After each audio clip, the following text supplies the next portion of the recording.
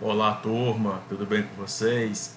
Então, vamos iniciar mais uma aula falando um pouco sobre a continuação daquele nosso primeiro tema de materiais instrumentais odontológicos. Na primeira aula, nós abordamos o tema sobre dentística. Então, nesse, nós vamos dar continuidade falando um pouco sobre a endodontia. Então, o que seria a endodontia, né, na verdade? Então, basicamente, o primeiro passo que a gente que nós vamos fazer com o paciente é ter aquele exame clínico, aquele contato inicial com o paciente, certo? Então, aqueles instrumentais básicos que eu já tinha falado com vocês, que tem que estar na bancada, que seria aqueles três principais: a pinça, o espelho e a sonda exploradora. Então, esses instrumentais são os primeiros que nós vamos estar utilizando para poder fazer a anamnese com o paciente, correto? Então, abordando o conceito sobre endodontia, o que seria endodontia? Seria basicamente o tratamento do dente, mas tratado como? Tratado como uma restauração, tratado com um procedimento mais invasivo, uma cirurgia no caso, ou do que basicamente poderemos estar falando. Então, a endo é aquele velho e antigo canal que nós faremos no dente, correto? Então, qual é o princípio do canal? Qual é o princípio que a gente vai saber que aquele paciente ele é um candidato a ser feito o tratamento de canal? Então, basicamente é a dor. Basicamente, igual eu falo, basicamente seria a dor, mas vocês vão ver que tem N outros motivos que a gente pode estar fazendo esse tipo de tratamento com o paciente, correto? Então, como que nós vamos saber se aquele dente realmente é necessário ser feito um tratamento endodôntico? Então, como vocês podem ver aqui no slide, o dente basicamente é dividido com todos esses componentes. Mas simplificando, nós podemos estar classificando em apenas três: o esmalte, a dentina e a polpa dentária, correto? Então, uma cárie na região da dentina já está provocando dor ou não. Depende muito do limiar de dor de cada paciente. Tem paciente que sente, tem paciente que não sente, correto? Mas qual seria a real indicação de um canal? Quando a cárie já está é, muito internamente, quando a cárie já está muito profunda, ela atravessa a região do esmalte, atravessa a região da dentina e chega dentro da câmara pulpar, ou dentro ou próximo. Qualquer desses dois fatores já vai estar levando o paciente a um tratamento endodôntico, correto? Então, qual seria outro motivo da gente estar fazendo esse tratamento no paciente? Vocês podem ver um escurecimento dental, um escurecimento dentário, correto? Tanto nessa imagem superior, um escurecimento mais enegrecido, quanto no inferior, um escurecimento um pouco mais amarelado, mas não deixa de ser um escurecimento, correto? Então, como é que a gente pode achar o paciente assim? Geralmente, esse cenário acontece após um trauma dentário. Ou bateu a boca em algum lugar, ou então teve algum impacto nessa região e o dente ele ocorre uma necrose nele. O que seria essa necrose? É o acúmulo de sangue na região coronária. Então o sangue ele vai para a região da coroa do dente e ali fica preso. Então ele fica escurecido, o sangue ele fica localizado naquela região. Então é isso que leva o escurecimento do dente e assim promovendo também um tratamento endodôntico seguido de uma como é que a gente pode estar falando? Seguido de um clareamento interno, correto? Aí o dente tende a chegar naquela naturalidade antiga dele. Outro caso específico de um tratamento de canal é essa avulsão dentária. O que é a avulsão dentária? O dente ele sai do alvéolo, ele sai da região aonde ele estava. Então, em adultos, a gente recoloca esse dente na posição e faz o tratamento de canal, correto? E agora em criança, que também acontece muito. Com criança, a gente não pode estar fazendo esse procedimento de recolocamento dentário. Se o dente saiu da boca por algum motivo, nós não podemos estar empurrando ele para dentro da boca de novo. O que a gente pode fazer, que também é muito utilizado, a gente corta a coroa do dente, só essa parte de fora, despreza a raiz, joga fora, coloca a coroa do dente na posição original e restaura, coloca um pouco de resina de um lado, um pouco de resina do outro, para preservar o espaço dentário, mas nada de recolocar o dente por completo no alvéolo. E aqui tem outro motivo clássico de, tratamento, de indicação de tratamento de canal, é a famosa fístula. Então, essa fístula é um acúmulo bacteriano que, para ser removido, nós temos que tratar o dente que está causando esse tipo de acúmulo, certo? Então, é outro tratamento específico de canal. Então, radiograficamente, o que a gente precisa estar sabendo? Vocês podem observar nesse molar que tem uma grande extensão enegrecida na parte mesial dele e tem um contato com a polpa dentária. Perdão. Tem um contato com a polpa. Então essa região aqui já está tendo contato com a cárie, contato com as bactérias, e esse dente tem que ser feito o canal. E por contrapartida também o dente vizinho dele também está enegrecido, já está a cárie em região de dentina, mas ainda não atingiu a polpa dentária. Então, nesse caso, o canal é indicado para preservar o máximo de estrutura dentária e antecipar o tratamento de uma dor que o paciente pode estar sentindo quando entrar em contato com o canal dentário, correto? Então, dente com canal realizado, como é que é radiograficamente detectável o dente? Então, vocês podem ver no molar aqui um branco muito radiopaco, um branco muito brilhoso. Então, quando pega toda a extensão da raiz, vocês podem estar classificando esse dente como um dente que foi tratado endodonticamente. Então, uma pergunta básica que a gente sempre recebe: o dente tratado com canal ainda pode doer? Então, basicamente, quando o dente é exposto a um tratamento de canal, o dente perde a vida. Então, o dente, nós removemos toda a polpa dentária e o dente fica como se fosse um dente morto, um dente sem vida. Então, nesse caso, se o canal for tratado bem minucioso, bem assim, seguindo os protocolos ideais, esse dente não é um dente que vá trazer algum tipo de dor ou desconforto para o paciente, a não ser que o tratamento de canal seja insatisfatório. Aí pode estar causando realmente essa sensação de dor. Então, a remoção da cárie, que é o início, que é o princípio de um possível tratamento de canal, como é que é realizado?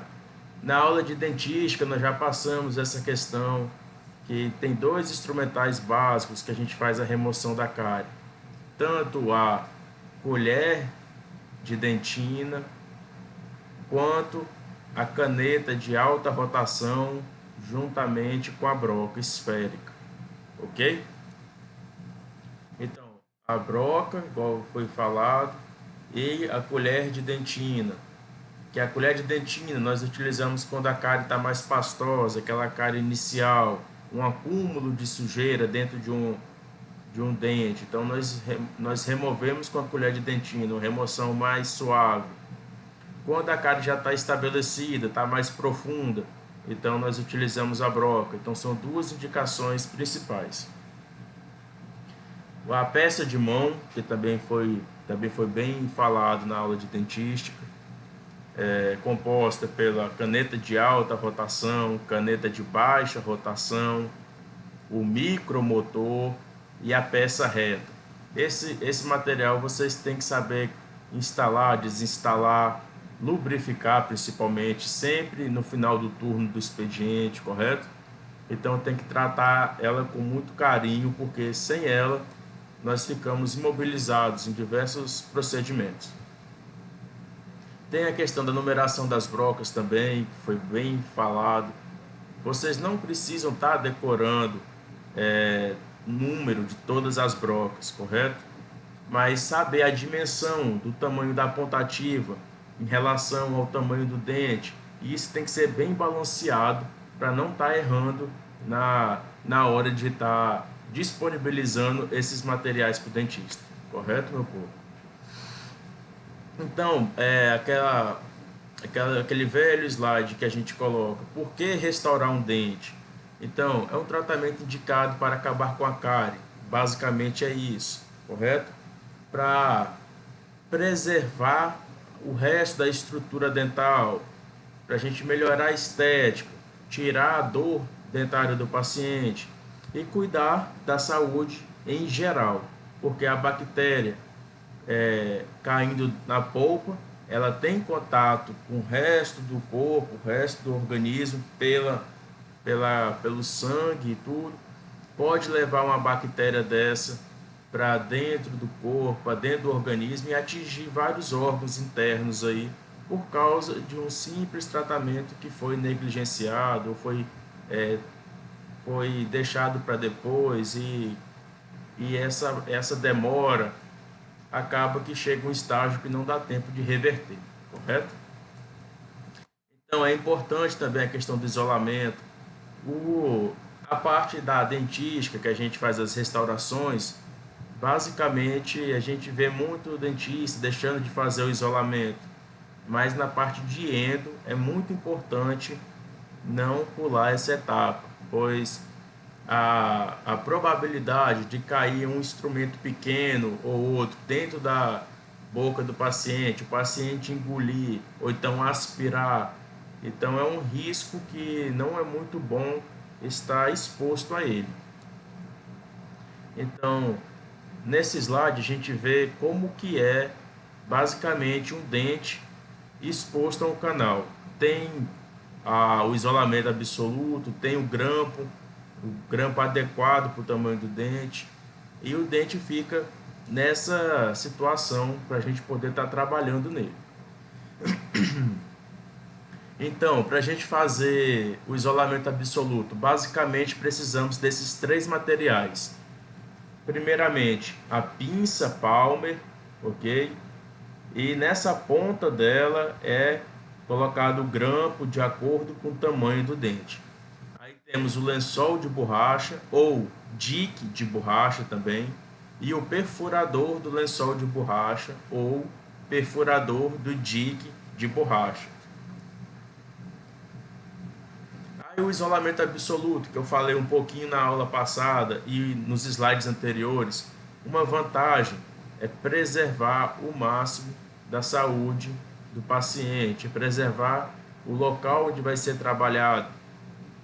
E a desvantagem, basicamente, não como uma desvantagem, mas tem muita gente que vê como uma desvantagem, é o tempo que é gasto na hora do isolamento, um custo um pouco superior do que sem estar isolado, então acaba sendo não uma desvantagem, mas é uma questão de descuido, por exemplo.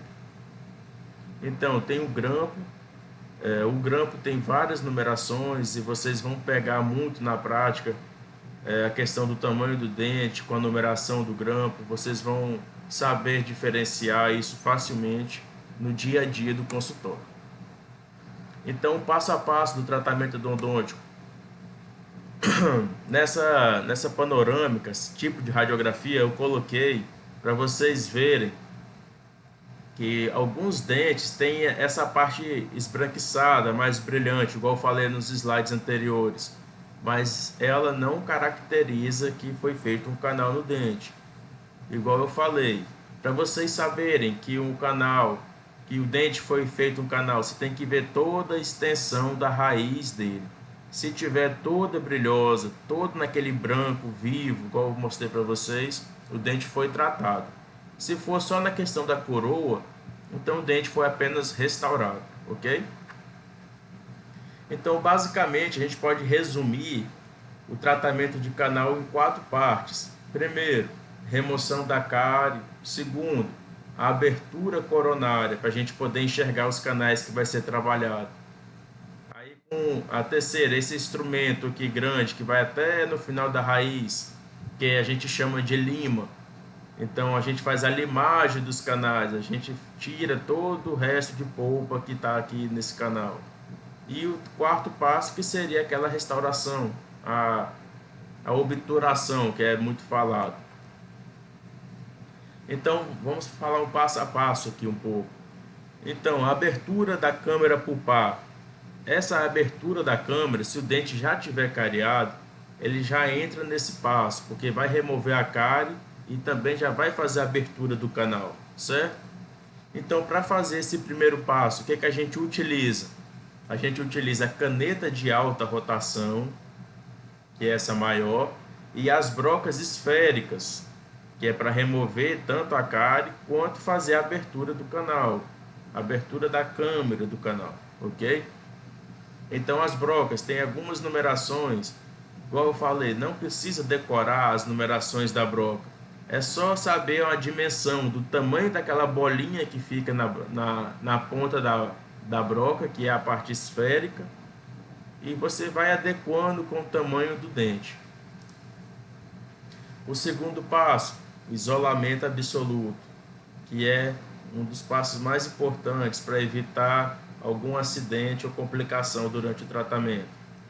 Então, novamente, os instrumentais que é utilizado, a pinça Palmer, o lençol de borracha e o perfurador do lençol de borracha, ok? Então são esses 3 materiais que é utilizado para fazer o isolamento. Terceiro passo, que é o esvaziamento do canal. O que é o esvaziamento? É a limpeza de todo o interior do canal, utilizado com a lima. A lima vai até no final do canal, limpa todo o resto radicular, todo o resto pulpar e vai tirando também todas as bactérias ali presentes. Então, nesse passo, nós utilizamos 3 instrumentais principais, que é a sonda reta, que ela parece com a sonda exploradora, só que nas 2 pontas dela, ela é reta. A gente utiliza ela em que momento? Para localizar o canal, aonde está a entrada de cada canal. Aí temos a régua milimetrada, que na radiografia do dente a gente pega a radiografia, pega aí a régua e vai medindo o tamanho do diâmetro do canal.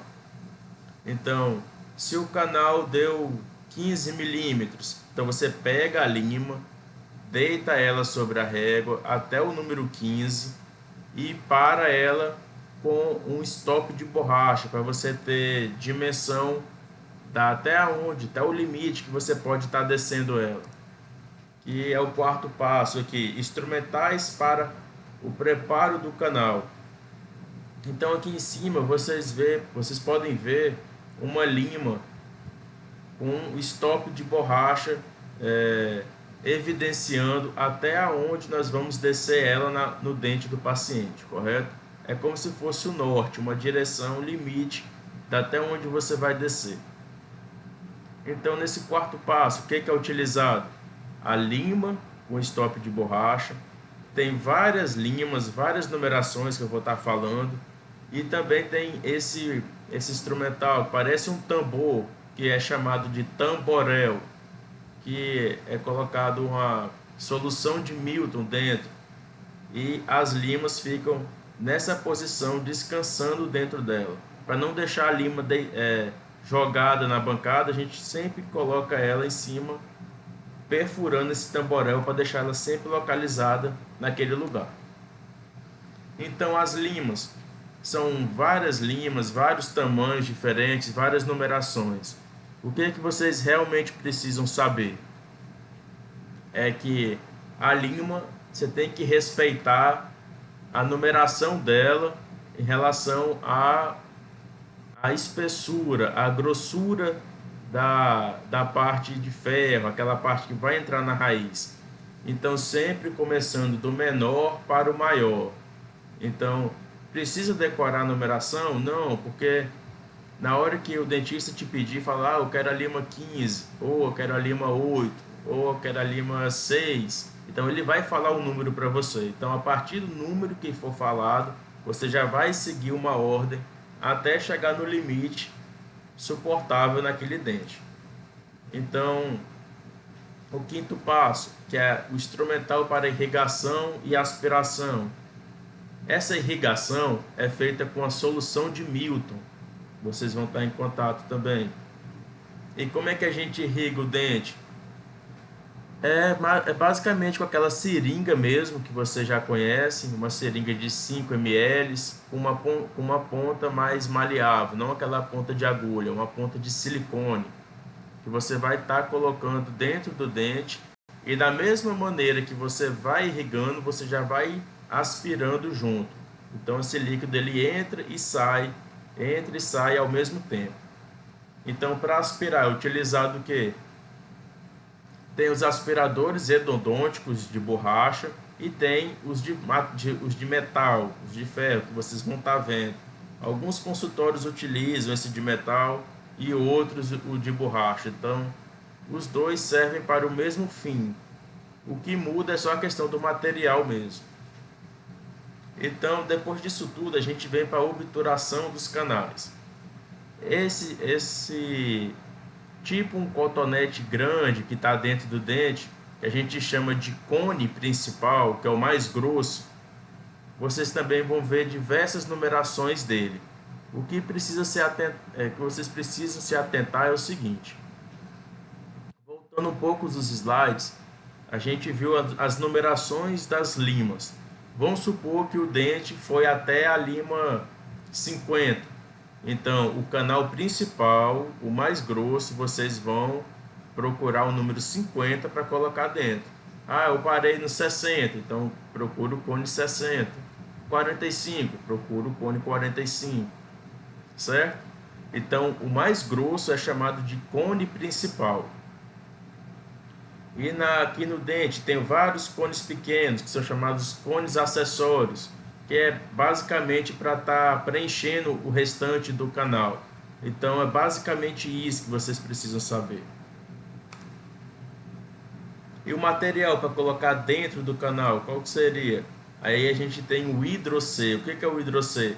É o hidróxido de cálcio pasta a pasta, ok? Então ele vem na apresentação de duas bisnagas. Você vai colocar na placa de vidro a mesma quantidade que colocar de uma bisnaga, vai colocar da outra. Então a manipulação é feita com aquela espátula de manipulação mesmo, normal, e vai manipular bem. Depois vai misturar aqueles cones nesse produto e colocar dentro do canal. Então basicamente é assim que é feita a obturação. Então, o sétimo passo, a gente vai para restaurar o dente, que seria aquela restauração final, ok?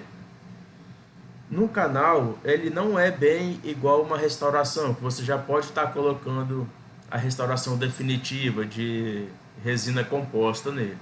Então, o primeiro passo, a gente coloca uma restauração provisória, que é de cimento de ionômero de vidro. Igual vocês podem ver no dente aí.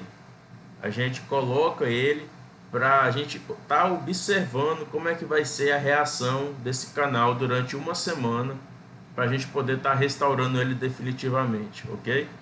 E o cimento de ionômero de vidro, ele é disponibilizado na forma de pó e de líquido, aí naquela velha proporção, uma conchinha do pó para 2 gotas do líquido. Aí vocês vão adequando de acordo com o tamanho do dente que vai ser restaurado. E a manipulação é daquela forma que vocês já aprenderam na dentística. Uma concha de pó para 2 gotas, aí vai manipulando ele em cima da placa de vidro com a espátula de manipulação, ok? E depois passou uma semana, o que a gente faz? Aí a gente rebaixa um pouco o ionômero de vidro com uma broca. A gente não remove por completo, a gente só dá uma rebaixada e restaura definitivamente com a resina composta, daquele velho passo a passo que vocês pegaram já na dentística. Então, os instrumentais acessórios, quais são os instrumentais assim que a gente não pode começar um canal sem?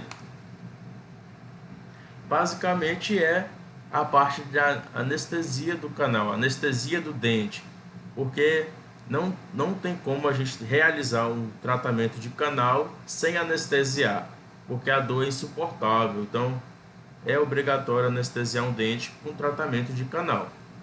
Então é utilizado o que?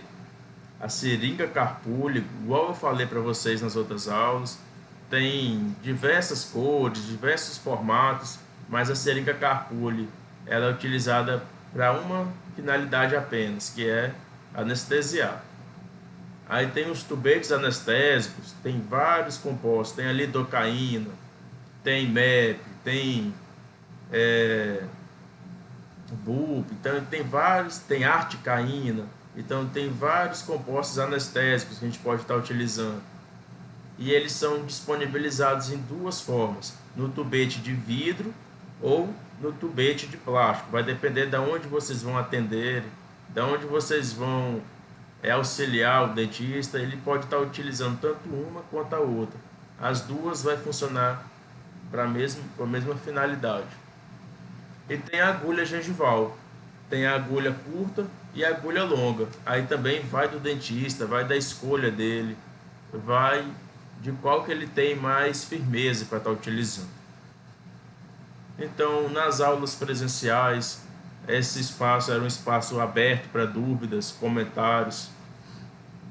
Quem estiver assistindo esse vídeo, meus alunos e outros que queiram tirar uma dúvida, no primeiro slide tinha lá o meu número, tinha o meu Instagram. Então vocês podem estar enviando alguma dúvida que eu respondo para vocês. Então o objetivo é não ficar com dúvida. Tem 10 questõezinhas básicas que eu vou deixar para vocês aqui, só para título de curiosidade, a título de, se quiser fixar mais o conteúdo, vocês podem estar respondendo. Então tem a primeira questão, temos a segunda, terceira questão. São questões básicas, são questões assim fáceis de fazer. Nada de outro mundo, é só questão mesmo para fixar o conteúdo, para vocês pegarem mesmo, pegarem conhecimento, não deixarem de praticar, ok? Que fazendo essas questões básicas, vocês vão pegar muito fácil o conteúdo. Então, turma, muito obrigado pela atenção de todos. Esse foi uma aula muito assim resumida, uma aula que é fácil de pegar, não enchi de muitas informações.